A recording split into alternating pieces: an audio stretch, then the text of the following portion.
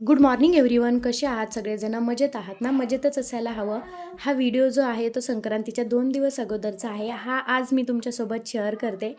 तर मी इथे सकाळी पालकाची भाजी केली होती. आता 2 दिवसांनी संक्रांत जवळ आलेली आहे, त्याची तयारी देखील करायची आहे.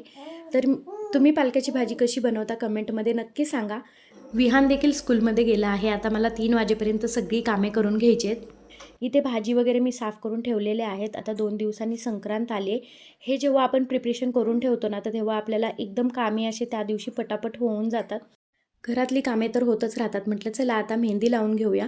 तर मला केसांना मेहंदी लावायची आहे. इथे मी प्रेमधुलन मेहंदीचे 2 पॅकेट घेतलेले आहेत. तुम्ही इथे बघू शकता, मी काचेचा बाऊल किंवा मग तुमच्याकडे लोखंडाचे जे तवे असतात ना, ते तुम्ही यूज केले, कढई असेल ते यूज केले ना, तर खूप छान तुमच्या केसांना बर्गंडी कलर येतो.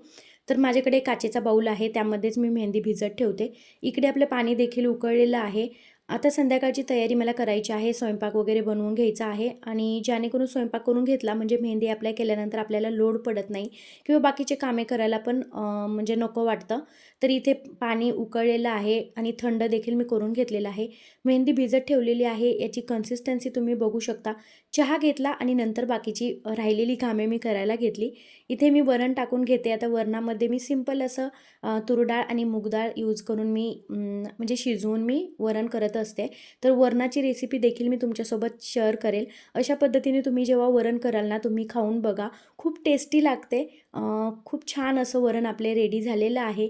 तर संध्याकाळच्या जेवणासाठी इथे मी सर्व केलेलं आहे. अशा पद्धतीने जेव्हा मी विहानला जेवण देते ना, तेव्हा विहानला खूप जास्त असं वरण भात खायला आवडते. आता मला मेहंदी लावायची, त्यामुळे मी केसांना कोंब करत आहे. माझे नणंदबाई घरी नाही आहेत, त्यामुळे आज प्लॅन माझा कॅन्सल झालेला आहे.